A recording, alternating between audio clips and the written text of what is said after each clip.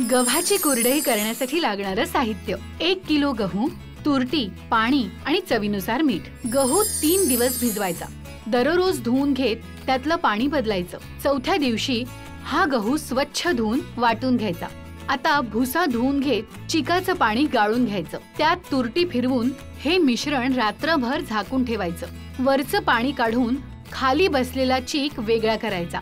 आता चिकाच्या समप्रमाणात पाणी उकळून घ्यायचं. पाण्यात चवीप्रमाणे मीठ घालून चीक थोडा थोडा घालून ढवळून घेत शिजवायचा. शिजलेला चीक साच्यात भरून त्याच्या कुरडया पाडायच्या आणि उन्हात 3 ते 4 दिवस वाळवायच्या. झाल्या आपल्या वर्षभर टिकणाऱ्या कुरडया तयार. आज आपण 1 किलोच्या अचूक प्रमाणात कुरडई कशी बनवायची ते बघणार आहोत.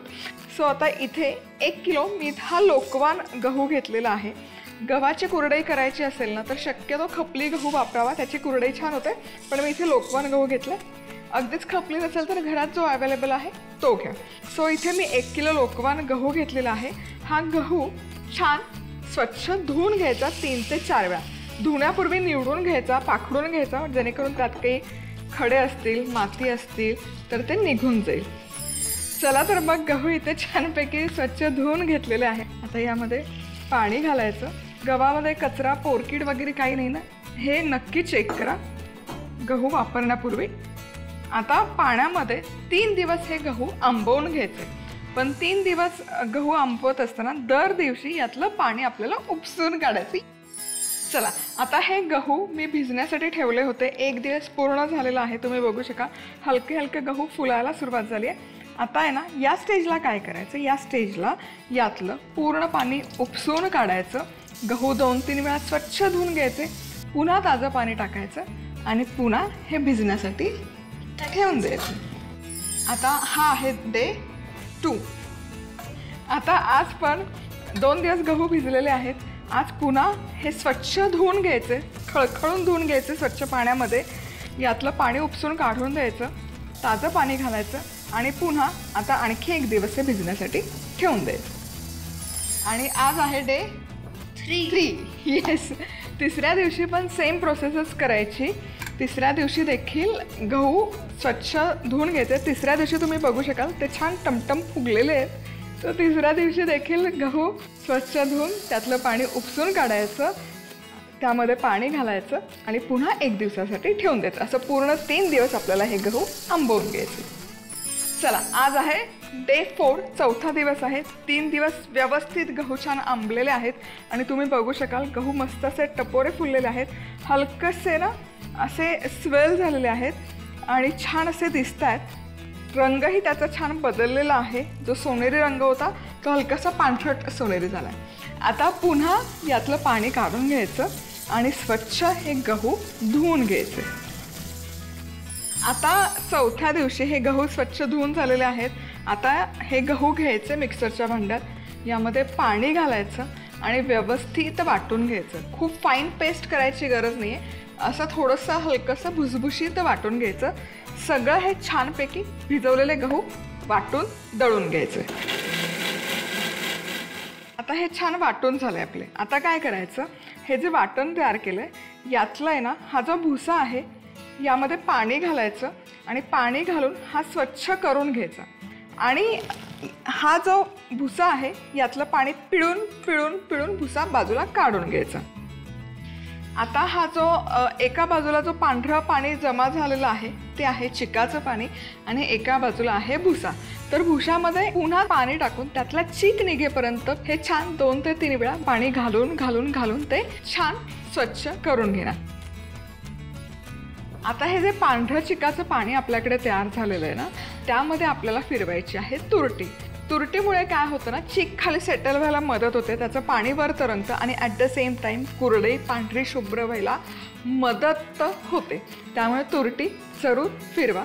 आता तुरटी फिरवल्यानंतर त्यामध्ये पुरेसं पाणी ठेवल्यानंतर हे झाकण ठेवून हा जो चीक आहे हा 1 दिवस मी आता ठेवून घेणार आहे. चला तर इथे हा जो चीक आपण रात्री सेट करण्यासाठी ठेवला होता, 1 रात्र झालेली आहे.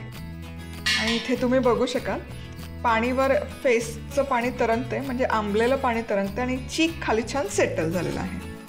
आता काय करायचं, आता एक पातेलं घ्यायचं आणि या पातेल्यामध्ये हे वरचं पाणी सगळं काढायचं. चीक डिस्टर्ब नाही झालं पाहिजे. हे पाणी हलकं हलकं वरचं काढून घ्यायचं. वरचं पाणी काढून झाल्यावर जो खाली राहतो पांढरा शुभ्र तो चीक, हा काय करायचं, हा आधी ढवळून घ्यायचा काढण्यापूर्वी, कारण हा खाली बेसला खूप बसतो, चिकटून बसतो. त्यामुळे हा पूर्ण मोकळा करून घ्यायचा. आता हा पूर्ण मोकळा केलेला चीक आहे, हा आता काढूयात आपण पातेल्यामध्ये. आणि हा मोजून घ्यायचा किती भरतो चीक.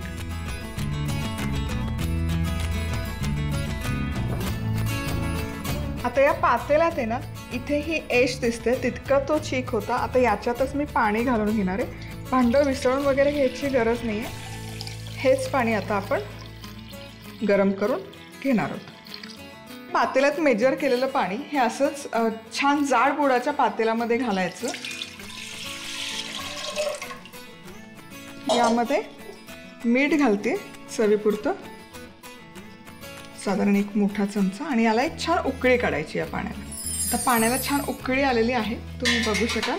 आता गॅस एकदम बारीक मंद आचेवर करून घ्यायचा. उकळी हलकीशी निवू द्यायची. आता काय करायचं, आता यामध्ये ना हा चीक एका हाताने थोडा थोडा टाकत जायचा आणि दुसऱ्या हाताने मिक्स करत राहायचं. हा चीक मस्त झालेला आहे, त्यावर छान ग्लेज पण आलेला आहे. आता काय करायचं, हे एका बाजूला घ्यायचं. हा खाली चिकटू नये म्हणून काय करायचं ना, अगदी एक चमचा बेसला गरम पाणी टाकायचं. That's it. खूप नाही टाकायचं, एकच चमचा. यामुळे काय होतं, खाली एक पाण्याचा थिन लेअर साठतो आणि हा चीक करपत नाही. यावर झाकण ठेवूयात आणि मंद आचेवर सगळ्यात लोएस्ट टेम्परेचरवर अगदी 5 मिनिटं ठेवायचं. खाली पाण्याचा थर साचलेला आहे, त्यामुळे चीक पातेल्याला करपणार नाही. अगदीच तरी तुम्हाला जर कॉन्फिडन्स नसेल तर मग खाली एक जाडबुडाचा तवा ठेवा आणि त्यावर 5 मिनिटं हे छान वाफवून घ्या. चला, एक वाफ काढली, आता चेक करूयात. वाह, तुम्ही बघू शकाल मस्त असा ग्लेज चढलेला आहे. आता पुढे काय करायचं, इथे हा साचा घेतलेला आहे, त्यामध्ये ही शेवची प्लेट लावली आहे. आता थंड पाण्यात बोट बुडवायचं किंवा हात बुडवायचं आणि हा चीक काढून घ्यायचा. ते शक्य नसेल तर एखादा असा स्पॅटोला घ्यायचा आणि हा पाण्यात बुडवून हा साच्यामध्ये चीक घालून घ्यायचा. ही प्रोसेस आहे ना, ही प्रोसेस मात्र खूप फटाफट करायची. थोडे कुरडई पाडताना त्याची तार सेपरेट राहील हा विचार करायचा. अशी लांब लांब पाडायची. चीक आहे ना, थंड व्हायच्या आत कुरड्या पाडायच्या. चीक जर थंड झाला तर त्याच्या गुठळ्या होतात आणि ही कुरडई अशी छान इझिली पडत नाही. त्यामुळे गरम गरम चीक असताना ही प्रोसेस करायची. आता हा कागद मी उचलणार आणि उन्हामध्ये ठेवणार. आता या सगळ्या कुरड्या अशा छान उलटवायच्या आणि एक 3 ते 4 दिवस तरी लागतात या पूर्ण सुकेपर्यंत.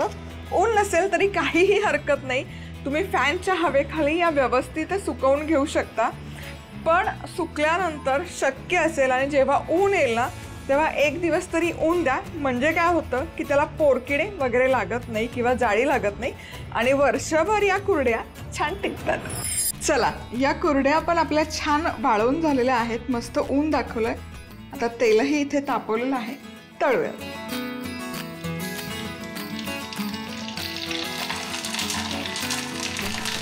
मस्त फुलतात या कुरड्या. क्या बात है.